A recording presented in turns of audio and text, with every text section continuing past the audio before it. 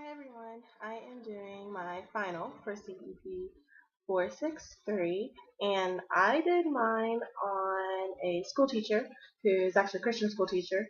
She is from East Richland Christian Schools in St. Clair, Ohio, and she's very important to me because she was actually my school teacher all the way through elementary through some middle school, and I really want to teach where she works at when I get my degree with community education in my faith-based organization major. So this is a really important interview to me, and I loved it. Like, I couldn't have asked for anybody better to do my interview for me. And she was so willing, and everything that she told me was great.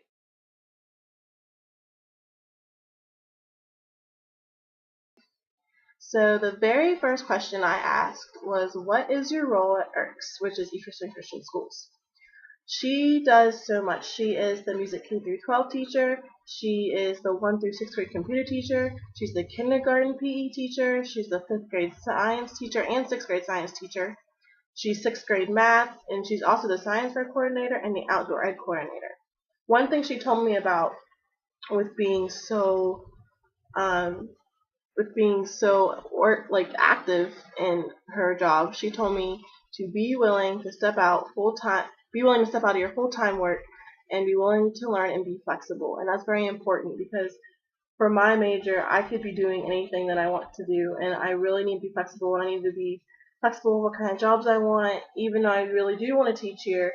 But she has so many jobs already, so who knows when I get into teaching there how many jobs I'll have. And so she was really helpful with that.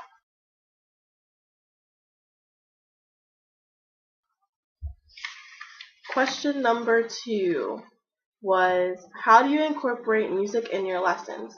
Because she's the music teacher, I just thought, what we talked about, always incorporating music and art. So I went to the music aspect of her job. She said you have to be hardwired by God to sing, no matter what class it is. If you can get them to sing to learn, it sticks better, which is very important because I know I just watched a video for Ed Psych, and we learned about the Ron Clark story. And for him to get the students to learn, he had to do a rap song. And she said that's what she usually does in math. Like, she usually raps songs with math concepts, and the students really do learn.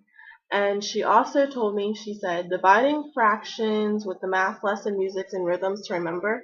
So when you put rhythm to a concept, it will stick to their head, like I previously said.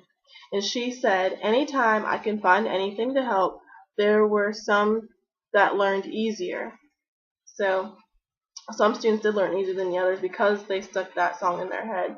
And she always tries to put scriptures to songs.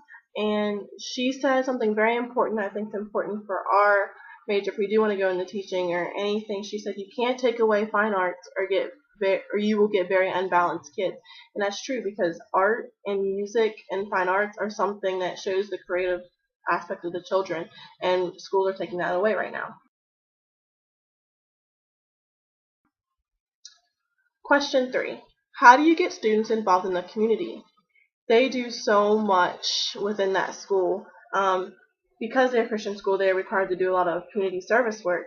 So one thing that they do, their community service is required. It depends on the age. They do the St. Clairsville Food Pantry, and they help, but they interact with the limited people that are there.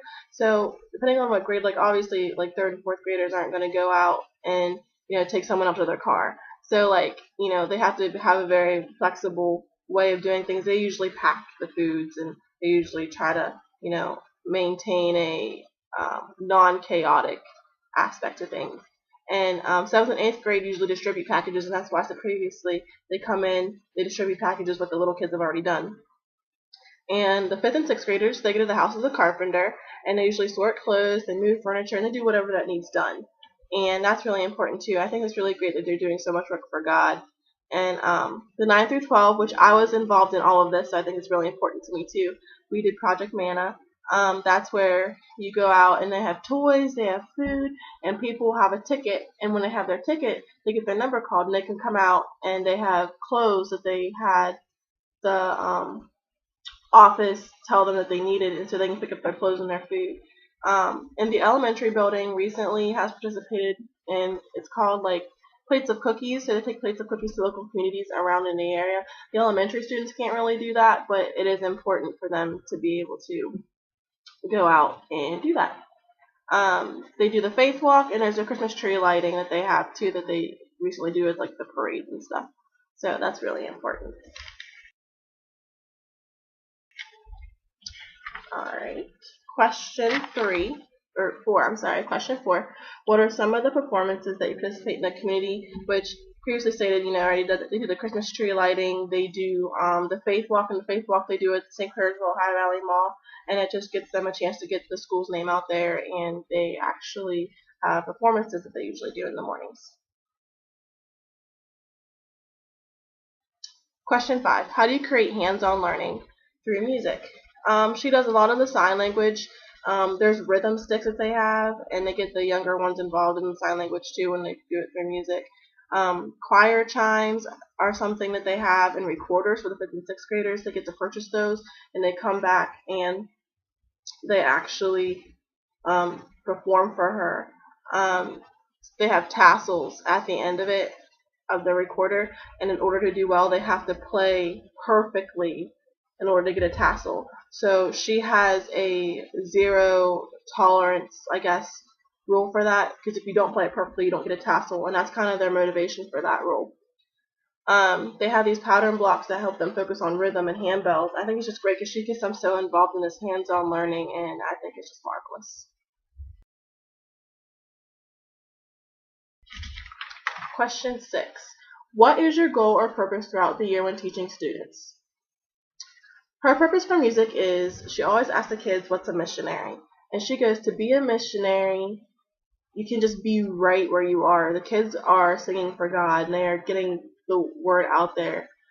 That's just being a missionary in itself. And I think that's what she wants them to know, that you don't have to go to like India or Egypt or anybody, or I guess Honduras or anything, to go to a missionary site. You can be a missionary right in your seat if you want to.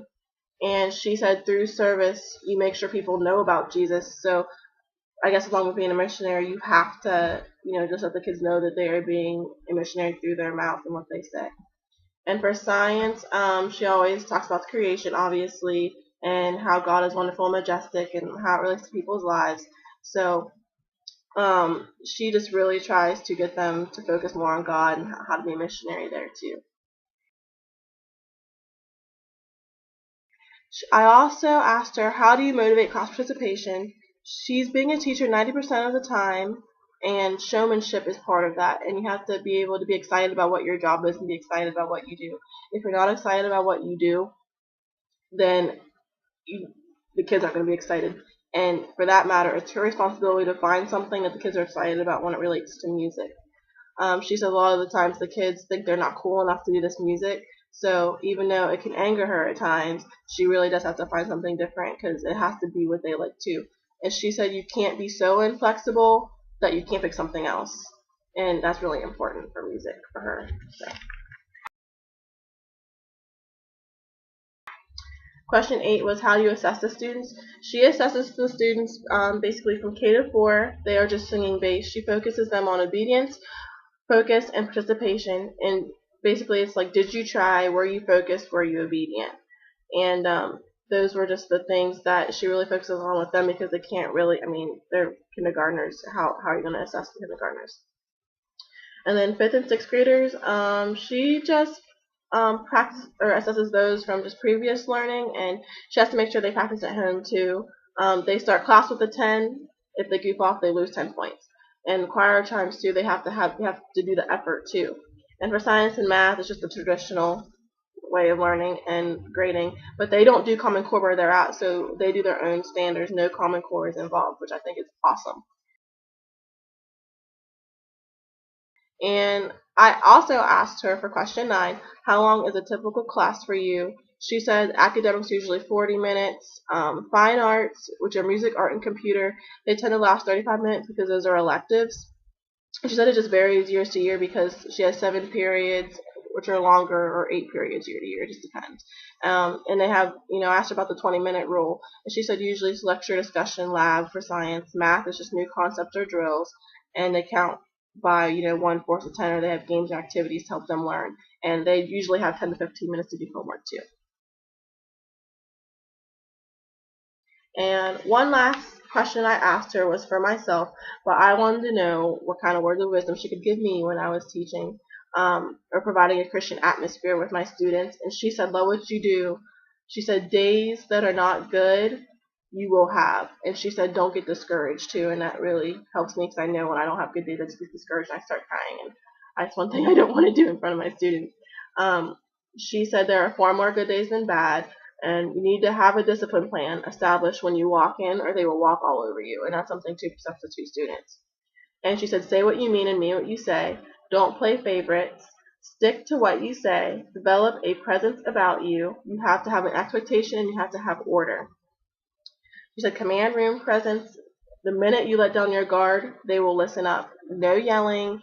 Don't use a bunch of words because a bunch of words doesn't do you any good. And respect it. Respect your job too. And respect everyone's learning styles, which are very important. I really enjoyed her and interviewing her. I took away three main concepts. She said, three main concepts I always take away is love what you do, don't get frustrated. There are going to be good days and bad, and you have to stick with what you want the kids to learn, and you have to know their learning styles. Those are very important in my job too, and I want to maintain a Christian atmosphere, so I thought it was great. Um, Also, I through what I learned through doing the interview too, like she's just so great at her job and she's doing so much and you have to be flexible.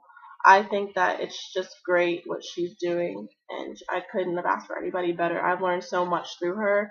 So this all helps like the grading system and I learned how to assess your students when it comes to music. She taught me how to get so involved in the community. How do you tell the kids that they can be missionary? She just really helped me out a lot when I think about what I want to do with my major or for my job, and I couldn't be any happier. But thanks for listening, and I really appreciate you guys for listening to my video, and thank you very much. Bye.